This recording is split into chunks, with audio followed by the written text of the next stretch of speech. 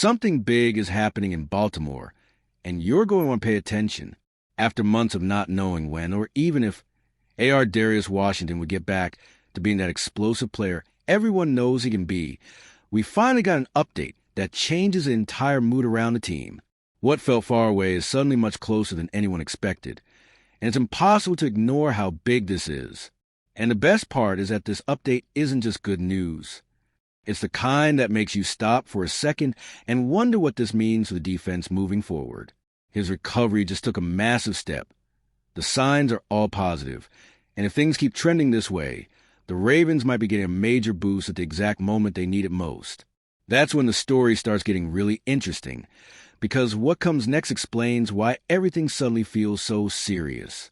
Darius Washington spent months grinding through a tough rehab after tearing his Achilles, and that slowed everything down for him.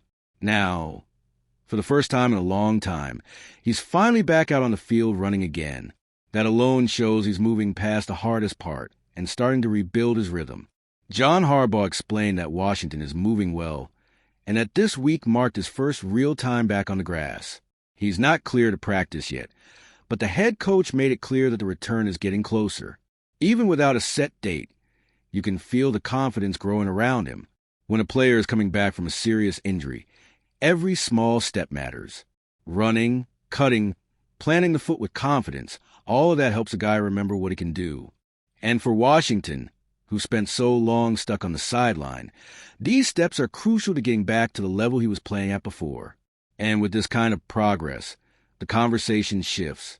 Instead of just talking about rehab updates, the real question starts to show up. What can Washington actually bring to this defense when he returns? That's where things start getting really important for Baltimore. After calling Lamar overrated, Alex K doubled down, saying both of Lamar's MVPs were almost fraudulent. That's a heavy accusation, because it doesn't just attack the player, it attacks the work he put in to earn those awards. When someone questions an MVP, they're questioning the highest point of a player's career. K argues that Lamar shines in the regular season, but disappears in the playoffs. According to him, the numbers inflate Lamar's reputation when the games matter most. And even people who disagree with that take know this criticism has followed Lamar for years. K simply poured fuel on a fire that was already burning.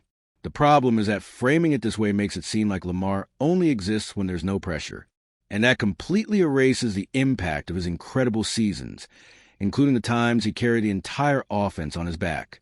The criticism stretches so far that it starts drifting away from reality, and that's where K leans into his next argument. He uses comparisons with other multi-MVP quarterbacks to try to strengthen his point.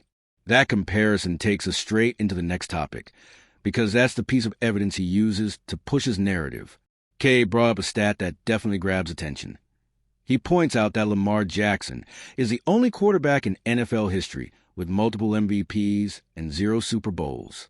Every other multi-MVP quarterback has at least one ring, and he uses as the main proof that Lamar doesn't deliver when it matters most. It's the kind of comparison that looks powerful at first glance, and that's exactly the point. When someone throws a stat that stands out like that, it's easy to make it sound like the whole story revolves around it. But the truth is the NFL is full of different contexts, different teams, and situations completely outside a single player's control. And that's where the criticism loses balance. Turning that one stat into a final judgment ignores key things. Career growth, team failures, coaching mistakes, and those single plays that swing postseason games. You can't dump all of that onto one number, no matter how flashy it is. And that lack of context leads directly into the next point. Because despite the criticism, the original article makes sure to highlight that Lamar has improved in the playoffs, that the Ravens have been close recently, and that the failure narrative doesn't line up with the football he's been playing. All right, we're already past the halfway point of this video, but before we continue, I noticed you haven't left a like yet. It's really important, because it helps YouTube keep showing you my content so I can keep bringing you the best news about the Baltimore Ravens. So go ahead and hit that like button. It's free and it really helps. Thanks. Now let's get back to it. The article reminds us that Lamar isn't the same player he was early in his career. He's improved in the playoffs, made better decisions in big games, and even had the Ravens on the doorstep of a conference championship recently. Ignoring that growth just to keep pushing the narrative that he doesn't show up in January isn't fair. There's also everything happening around him. Last season, for example, that 2-point conversion that slipped out of Mark Andrews' hands can't be put on Lamar. Just like questionable play calling, slow adjustments, and defensive mistakes also played a role in those losses. Criticism exists, sure, but it needs to be shared to reflect what actually happened on the field. And when the conversation turns to growth, the comparison with Peyton Manning naturally comes up. Manning took 8 seasons to win his first Lombardi, and the playoff runs that got him there. His numbers were pretty rough. That never erases talent, because no one defines an entire career by one slice of it. The same applies to Lamar. And that reflection leads us right into the final point. Because despite the criticism, the pressure, and the entire playoff narrative surrounding him, Lamar still has time, talent, and opportunity to flip this story completely. Lamar Jackson is 28 years old in his 8th NFL season, and he's already done enough to be considered a Hall of Fame level player. That's not hype. That's 2 MVPs, multiple elite seasons, and a massive impact on how the Ravens operate offensively. He's already accomplished things most quarterbacks never come close to in their entire careers. And when you look at how much time he still has ahead of him, the outlook changes completely. He's not nearing retirement. He's not running out of chances. And he's nowhere close to being finished.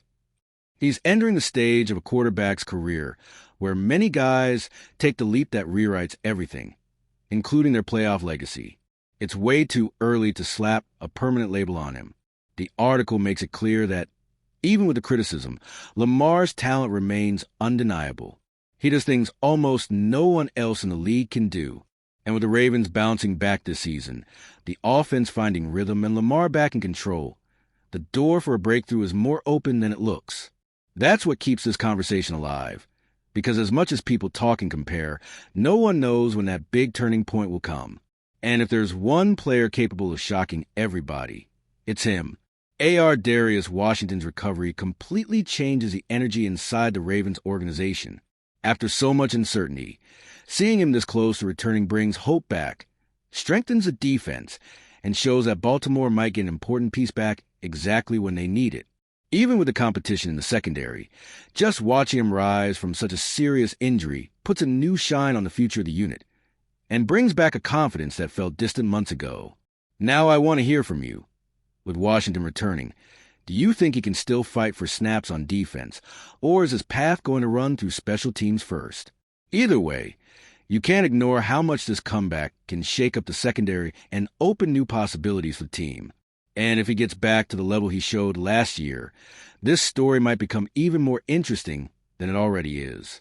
And if you, just like me, are passionate about the world of football and want to learn more about the Ravens' legacy, don't leave this video without sharing it with that friend who is also a Baltimore Ravens fan and will love this content.